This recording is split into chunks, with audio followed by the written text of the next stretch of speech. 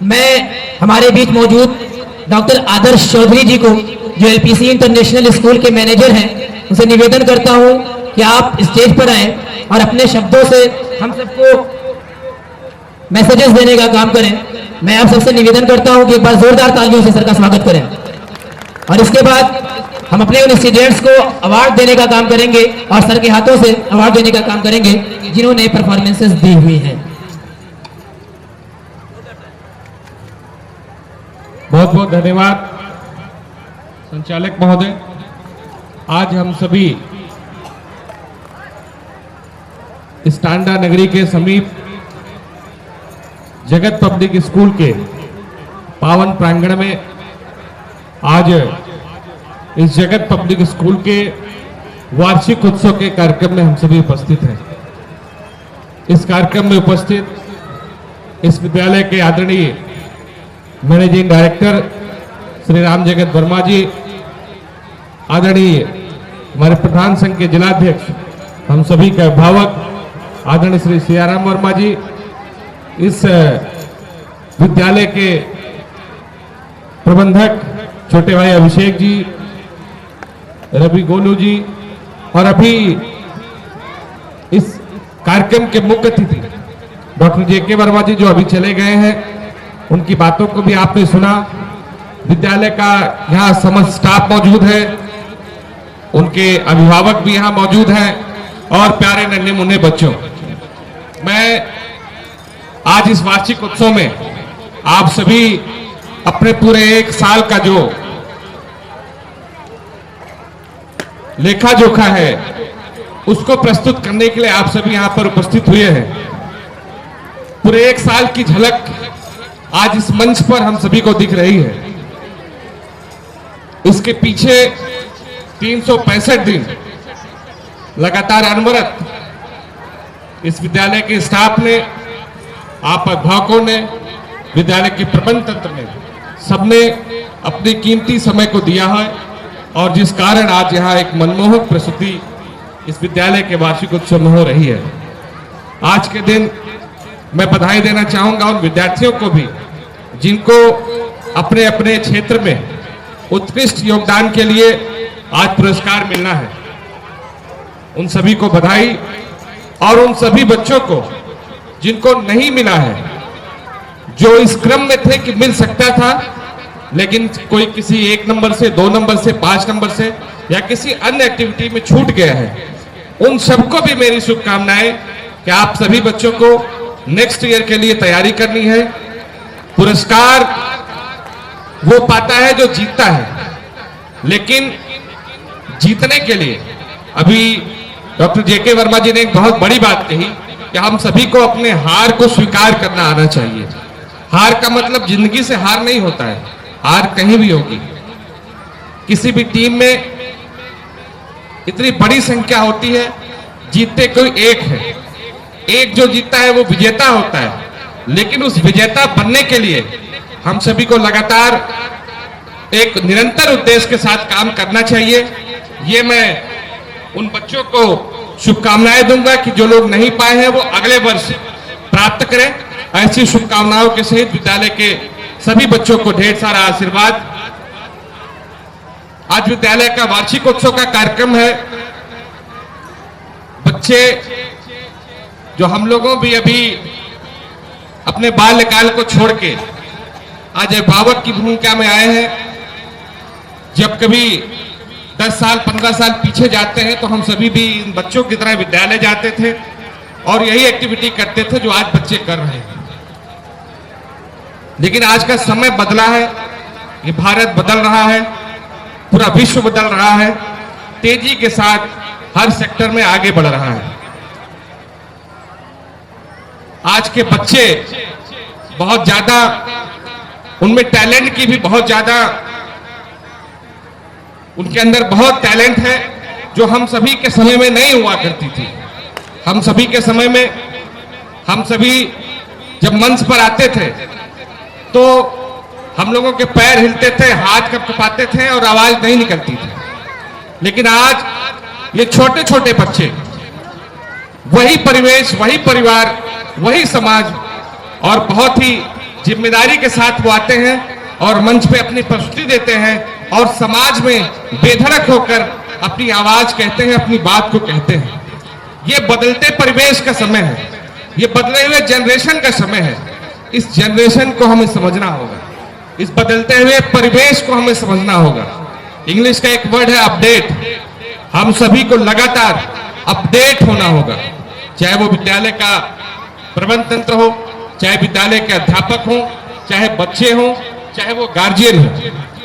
बच्चों में या अध्यापकों के लिए टीचरों के लिए मैं कहना चाहता हूं कि अध्यापक यदि आप हैं तो एक बहुत ही सम्मान का पेशा है अध्यापक कोई पार्ट टाइम जॉब नहीं होती है। अध्यापक का मतलब एक फुल टाइम जॉब, एक पूर्णकालिक, जिसको 24 घंटे 365 दिन और अनवरत आपको अध्यापन में रहना है। अध्यापक के साथ साथ आपको विद्यार्थी भी हमेशा बने रहना है। आप सिर्फ बच्चों के शिक्षा का विकास नहीं करेंगे, आप उनके चरित्र का भी विकास करेंगे। किसी भी क्लास में यदि मान लीजिए 45 बच्चे हैं तो जरूरी नहीं कि 45 को नौकरी मिलेगी। ये बात मेरी थोड़ी कड़वी है, लेकिन ये सच है। 45 को नौकरी नहीं मिलेगी, नौकरी कुछ को मिलेगी। और हम सभी लोग इस परिवेश में ये मानते हैं कि हम अपने बच्चे को स्कूल भेजते हैं, इसलिए भेजते हैं कि बच्चा बड़ा होकर नौकरी करेगा। ये बहुत बड़ी गलतफहमी हम लोगों की है। हम सभी को यह मानना होगा सबसे पहले कि हम सभी अपने बच्चे को भेजते हैं तो अपने बच्चों को एक अच्छी शिक्षा के लिए भेजते हैं, अपने बच्चों के एक उत्तम चरित्र के निर्माण के लिए विद्यालय में भेजते हैं। और ये पूरी जिम्मेदारी अभिभावक की होती है, अध्यापक की होती है।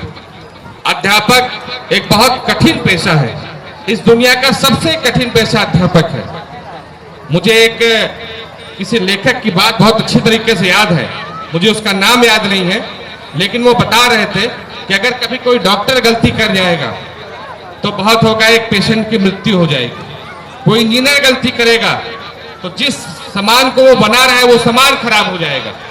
कोई डीएम गलती करेगा तो कागज में हेरफेर हो जाएगा, बाकी आदमी फिर सही हो जाएगा। लेकिन यदि अध्यापक गलती करेगा, यदि समाज की दिशा को बदलने वाला अध्यापक गलती करेगा तो पूरा समाज नुकसान में आएगा, पूरा देश नुकसान में आएगा। आप समझिए इस बात को, अपनी जिम्मेदारी को, अध्यापकों को इस बात को समझना होगा और विद्यालय के प्रबंध तंत्र को भी लगातार इसमें अपडेट रहने की आवश्यकता है। मैंने पहले भी कहा कि अध्यापन एक फुल टाइम का पेशा होता है, पूर्णकालिक। आप सोते जागते घर पे बैठते, कैसे हम बच्चों में अच्छी शिक्षा लाएं, कैसे हम बच्चों में अच्छे चरित्र का निर्माण करें, बच्चे के हुनर को जाने, बच्चों को जाने, बच्चे आपसे इस लायक बने कि आपसे अपना सुख दुख शेयर कर सके, आपसे वो किस फील्ड में जाना चाहते हैं, क्या उनकी दिलचस्पी है, क्या उनमें हुनर है, इसको पहचानने का काम भी अध्यापक को करना है। अभिभावक से तो गलती हो सकती है, कई बार अभिभावक नहीं जान पाता है कि हमारे बच्चे में कौन सी खूबी है जो किस क्षेत्र में उसको भेजना चाहिए। और कोई भी बच्चा हो, कैसा भी बच्चा हो, लेकिन ये बात मानिए कोई ना कोई खूबी उसके अंदर बहुत जरूर होती है। इस बात को समझना होगा और बच्चों में अच्छे चरित्र का निर्माण करना होगा। मैं एक बात आपसे कहूंगा, एक छोटी सी कहानी 10 शब्दों की आपको जरूर सुनाऊंगा। आप सभी दो भारत के महान खिलाड़ी हैं, एक सचिन तेंदुलकर और विनोद कांबली। आप उन दोनों का नाम आपने सुना होगा। दोनों एक ही गुरु के शिष्य थे। उनके गुरु थे आचेरकर जी, उनके शिष्य थे। दोनों क्रिकेट उनके साथ खेलते थे। दोनों की पढ़ाई बहुत अच्छी नहीं थी, हाई स्कूल फेल हो गए थे, लेकिन उनकी क्रिकेट में रुचि थी। उनके गुरु ने उनके परिवार को बताया कि ये खेल कूद में बहुत अच्छे हैं, ये अच्छा खेलेंगे, आप इनकी पढ़ाई यदि ये कर पा रहे हैं तो अच्छी बात है, नहीं तो आप इनको खेल में लगा दीजिए। परिवार ने खेल के प्रति उनको समर्पित कर दिया। वो खेल खेलने लगे। 2 खिलाड़ी बेहतर उस गुरु ने, अपने गुरु ने उसने आगे उसको निखारा, एक विनोद कांबली, एक सचिन तेंदुलकर। जो भी क्रिकेट देखता था वो ये कहता था कि विनोद कांबली एक दिन बड़ा होकर इस देश का नाम रोशन करेगा। दोनों खिलाड़ियों में विनोद कांबली कहीं बेहतर थे।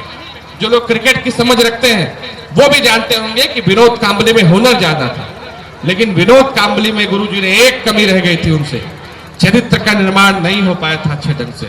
और सचिन तेंदुलकर में ये चीजें थी, चरित्र का निर्माण बहुत अच्छा था उनके अंदर। आज इस देश में विनोद कांबले और सचिन तेंदुलकर एक साथ खेलने आए। विनोद कांबले ने क्रिकेट में बहुत तेजी के साथ अपनी पहचान बनाई, सचिन तेंदुलकर ने धीरे धीरे पहचान बनाई। उसके बाद विनोद कांबले इस चकाचौंध भरी दुनिया में खो गए, उनमें तमाम अवगुण आ गए, उनमें क्रिकेट को अलावा और सारे फील्ड में हाथ आजमाने लगे। और इसके बाद सचिन तेंदुलकर जो दूसरे नंबर का अपने गुरु का खिलाड़ी था, वो बहुत शांत भाव के साथ इस देश के लिए क्रिकेट खेलता रहा। और आप देखिए आज पूरे विश्व में सचिन तेंदुलकर को हर खेल प्रेमी जानता है, चाहे वो किसी भी खेल का प्रेमी है। यानी कि शिक्षा के साथ साथ, हुनर के साथ साथ चरित्र निर्माण करना ये बहुत आवश्यक है। और ये जिम्मेदारी अध्यापकों की है। चरित्र निर्माण के साथ साथ उनको बाहरी एक्टिविटी से भी आप उनको जोड़ने की बहुत आवश्यकता है। हम कभी सभी को लगता है, कभी कभी हमारे बच्चे ये पूछते हैं, माना कि हम मध्यम वर्गीय आदमी हो, हम किसान परिवार के आदमी हो, लेकिन यदि बच्चा हमसे पूछता है तो हम तुरंत कहते हैं बच्चों से, अरे बेटा ये तुम्हारे बस की बात नहीं है, ये बहुत बड़े लोगों के बस की बात है। हम बच्चे की जिज्ञासा को वहीं दबा देते हैं और बच्चों में जो उत्साहवर्धन करने की बात होती है उनको हम हतोत्साहित कर देते हैं। ये तुम्हारे बस की बात नहीं है, हम बहुत मध्यम वर्गीय लोग हैं, ये बड़े लोगों का शौक है। मैंने इस चीज को बहुत करीब से देखा है। मेरे 2 रूम पार्टनर थे विद्यार्थी जीवन में, दोनों पीसीएस का इंटरव्यू देने गए और एक थे वो पीसीएस का इंटरव्यू देने गए, उनसे सारे क्वेश्चन का सही जवाब उन्होंने दिया। तो मुझे लगता है कि जो एग्जामिनर रहे होंगे उनको लगा होगा कि इनसे कुछ ऐसा क्वेश्चन पूछूं जो बाहरी दुनिया के बारे में भी वो जानना चाहेंगे कितना जानता है। जिस कमरे में इंटरव्यू हो रहा था उन्होंने पूछा, अच्छा तुम ये बताओ इस कमरे में कितने टन का एसी लगना चाहिए। अब वो बहुत मध्यम वर्गीय परिवार के थे, एसी उनके लिए दूर की बात थी, एसी कभी घर में लगा नहीं था, रिश्तेदारों में भी एसी नहीं था। ये बात करीब 7-8 साल पहले की बात है। तो जब एसी नहीं था, 7-8 साल नहीं 10 साल पहले की बात है, जब एसी नहीं था और कभी उन्होंने एसी को जाना नहीं और कभी परिवार ने बताया भी नहीं कि एसी यार ये बहुत बड़े लोगों की बात है, ये विलासिता की चीजें हैं, हमारे तुम्हारे पहुंच से बाहर की चीजें। उन्होंने एक शब्द का जवाब था, उन्होंने कहा सर मैं नहीं जानता, मैं एसी में कभी रहा नहीं हूं तो मुझे पता नहीं कि एसी कितने टन की आती है, क्या होता है। बहुत एक साधारण सा सवाल था। अगर हम एसी खरीद नहीं सकते थे तो अपने बच्चे को बताते तो सही कि हाँ एसी होता है, 1 टन का होता है, 1.5 टन का होता है, 2 टन का होता है, लेकिन किसी ने कभी चर्चा नहीं की होगी। उसके नाते उनका सिलेक्शन तो हुआ लेकिन वो एसडीएम नहीं बन पाए, दूसरे किसी नौकरी में आए। और एक और बात मैं बताता हूं, मेरे ही रूम पार्टनर थे, दूसरे थे, वो भी पीसीएस का इंटरव्यू देने गए तो वो मैगजीन वगैरह कम पढ़ते थे। पिताजी ने बताया था कि एकदम किताबें पढ़ते रहो, किताब से अलावा कुछ पढ़ना नहीं। जब वो पढ़ने में गए, इंटरव्यू हुआ, बहुत अच्छे स्कॉलर थे, अपने सब्जेक्ट के बहुत होनहार थे। उनसे एग्जाम ने पूछा, अगर मीडिया से या कुछ पढ़ने वाले लोग होंगे तो आप समझेंगे 8-10 साल पहले एक घोटाला हुआ था कोयले का, जिसको कोयले का घोटाला था, उसको कोलगेट कहते थे कि कोलगेट घोटाला हुआ। उस समय एग्जामिनर ने पूछा कोलगेट क्या है, उन्होंने कहा सर टूथपेस्ट है। जब पूछा कोलगेट क्या है, उन्होंने कहा सर टूथपेस्ट है। एग्जामिनर को लगा कि इतनी बड़ी बात, इतना बड़ा घोटाला है, इसमें सदन से लेकर सड़क तक लगातार आंदोलन हो रहे हैं और इस व्यक्ति को कोलगेट नहीं पता है कि कोयले का घोटाला हुआ कि नहीं हुआ। उनको ये नहीं पता था, कोयले के घोटाले के बारे में बहुत अच्छी पता थी, लेकिन कोलगेट ये शब्द है, ये शब्द नहीं पता था। जब उन्होंने कहा कि आपको कोयले का घोटाला नहीं पता है, उन्होंने कहा सर जानता हूं कोयले का घोटाला हुआ, तो फिर बोले कोलगेट पूछ रहा हूं तो आप टूथपेस्ट क्यों बता रहे हैं। उनके नंबर कम हो गए, बाद में वो असिस्टेंट कमिश्नर हुए व्यापार कर में, लेकिन नंबर अगर 2-4 बढ़ गए होते तो शायद और अच्छी नौकरी मिल जाती। तो बच्चों में पढ़ाई के अलावा भी और क्षेत्र में भी जिज्ञासा उत्पन्न करने का काम या अभिभावक और अध्यापक दोनों का है। और अभिभावक, आप सभी ने देखा, अभी सोशल मीडिया का एक हम लोगों ने देखा, हम सभी अपने बच्चों को समय नहीं देते, बहुत ढेर सारी बातें करेंगे, बाहर बैठ के अलाव में हम लोग देश की दुनिया की बात करेंगे, सरकार बना देंगे, बिगाड़ देंगे, पाकिस्तान में वो फोर्स दाग देंगे, सब कर लेंगे, लेकिन अपने बच्चे के साथ 1 घंटे का समय बिताने में हम सभी को लगता है कि ये तो बहुत छोटा काम है। प्रायः पुरुषों को लगता है कि ये महिलाओं का काम है और महिलाएं घर में व्यस्त हो जाती हैं तो ना पुरुष दे पाते हैं समय, ना महिलाएं दे पाती हैं समय। और आज के बच्चे जो गलत संगत में पड़ के, गलत दिशा में पड़ के अपने जीवन को बर्बाद कर लेते हैं। अभी 3-4 दिन पहले की बात है, आप पेपर में आप सभी ने पढ़ा होगा, गाजियाबाद में एक परिवार में 3 बेटियां थी। तीनों बेटियां 2-2 साल छोटी थी। कोई 18 साल की होगी तो कोई 16 साल की, कोई 14 साल की, ऐसे ही थी। उनको गेम का बहुत नशा था। घर वालों ने गेम छुड़ाना चाहा, पहले तो शुरुआत में मना नहीं किया, जब नशा बहुत ज्यादा बढ़ गया तो गेम छुड़वाना चाहा। परिवार वालों ने डांटा होगा, परिवार वालों ने मोबाइल जब्त करा लिया। तीनों बेटियां एक साथ कमरे में बैठी और तीनों ने यह मंथन किया कि चलो हम लोग अपनी जीवन की लीला को खत्म करते हैं, हम लोगों के लिए गेम के अलावा और कोई दुनिया नहीं है। वो तीनों बहनें एक एक करके 1-1 मिनट के अंतर पर अपने छत से छलांग लगा गई और तीनों बेटियां जो है मौत हो गई। आप कल्पना करिए समाज कहां जा रहा है। ये वार्षिकोत्सव का मतलब ये होता है, आप अपने बच्चों से अपडेट रहें, समाज से अपडेट रहें, यही हमारा भविष्य है। हम कितना भी पैसा कमा लेंगे, कितनी भी बड़ी कोठी खत्म कर लेंगे, लेकिन जब बेटा हमारा लायक नहीं होगा तो उस कोठी में रहने वाला कोई नहीं होगा। कितनी भी बड़ी संपत्ति अर्जित कर लेंगे, यदि बेटा लायक नहीं होगा तो एक भी बचेगी नहीं, सबको बिकना है। ये दिमाग में रखना है। हम 2 रोटी कम खाएं, 1 बंगला कम बनाए, मकान में 1 फ्लोर कम बनाए, लेकिन बच्चा यदि लायक होगा तो फिर वो तरक्की करेगा। इसलिए मैं आप सभी से कहना चाहता हूं, अभिभावकों की भी जिम्मेदारी होती है, विद्यालय के प्रति आप जागरूक रहें। विद्यालय में आए, कभी आप मार्केट जाते होंगे, एक आध बार विद्यालय में आ जाइए। प्रिंसिपल इसीलिए होते हैं और टीचर इसीलिए होते हैं और स्टाफ इसीलिए होता है। मैं समय थोड़ा ज्यादा ले रहा हूं लेकिन कहना चाहता हूं, इसीलिए होता है कि अभिभावकों को विद्यालय में आना चाहिए। जरूरी नहीं है कि जब पेरेंट्स टीचर मीटिंग हो तभी आप आइए, आप चाहे जब आइए, विद्यालय में आइए, अपने बच्चे के बारे में जानकारी करिए, अपनी उसको दोष और गुण को जानिए, टीचर से कनेक्ट रहिए। कई बार ऐसा होता है जब स्टाफ के लोग फोन करते होंगे तो गार्जियन फोन नहीं उठाते। इसलिए नहीं उठाते हैं कि पता नहीं क्या बात करेंगे। अरे वो कोई प्राइवेट कंपनी रिलायंस की नहीं है जो बीमा देने के लिए कह रही है, वो आपके बच्चे का टीचर है जो आपके बच्चे का भविष्य का निर्माण कर रहा है। आप उसका फोन उठाइए, आप उससे बात करिए। यदि कोई शिकायत करेगा, आपसे फीस के लिए तगादा करेगा तो कोई बात नहीं है, आप बात तो सुनिए। फीस 1 महीना नहीं, अगले महीने जमा हो जाएगी, लेकिन कन्वर्सेशन में रहना चाहिए, संवाद में रहना चाहिए। ये बहुत बड़ी समस्या अभिभावकों के साथ होती जा रही है। और विद्यालय एक भवन होता है, जब तक छात्र, अध्यापक, प्रबंधन और गार्जियन ये नहीं मिलते हैं तब तक वो विद्यालय नहीं बनता है। तमाम ऐसे विद्यालय हैं जो आज खंडहर के रूप में है, ना छात्र है, ना अभिभावक है, ना अध्यापक है। तो आप जो परिवार है विद्यालय के, अभिभावकों से मैं जरूर कहना चाहूंगा, और खासतौर से अपनी माता शक्ति से जो माताएं बहनें बैठी हैं, अगर पुरुष नहीं जाते हैं तो एक आध दिन आप ही का चूड़ी टाइट कर दिया करिए, उनसे कहा करिए कि विद्यालय जाइए और बच्चे का थोड़ा रिपोर्ट लेके आइए कि हमारे बच्चे ने पिछले 1 महीने में क्या किया, पिछले 2 महीने में क्या किया। हम लोग शादी ब्याह में चले जाते हैं, 1-1 घंटा बैठे रहते हैं, ऑर्केस्ट्रा देखेंगे, डीजे देखेंगे, पार्टी करेंगे, लेकिन विद्यालय आने में हमको ये शर्म लगती है कि क्या जाएंगे विद्यालय, बच्चे का हाल क्या पूछ रहा है। लेकिन आप कल्पना करिए, 22 साल की उम्र तक यदि आपने बच्चे को देखभाल कर दिया तो उस बच्चे को आगे वो आपका कितना नाम रोशन करेगा, ये किसी कल्पना से परे। बहुत ज्यादा समय नहीं लूंगा, अभी संचालक महोदय ने कहा कि ढेर सारे कार्यक्रम करने हैं, तो शायद मैं कुछ कड़वी बात बोल के आऊंगा तो क्षमा करिएगा।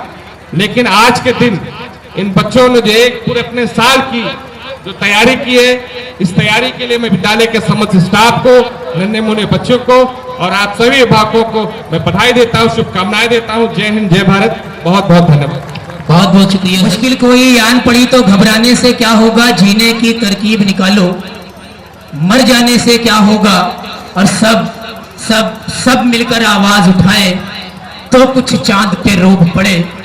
सब मिलकर आवाज उठाएं तो कुछ चांद पे रोब पड़े। मैं तन्हा जुगनू हूं, मेरे चिल्लाने से क्या होगा। अभी ये मैसेजेस देने का काम कर रहे थे डॉक्टर साहब।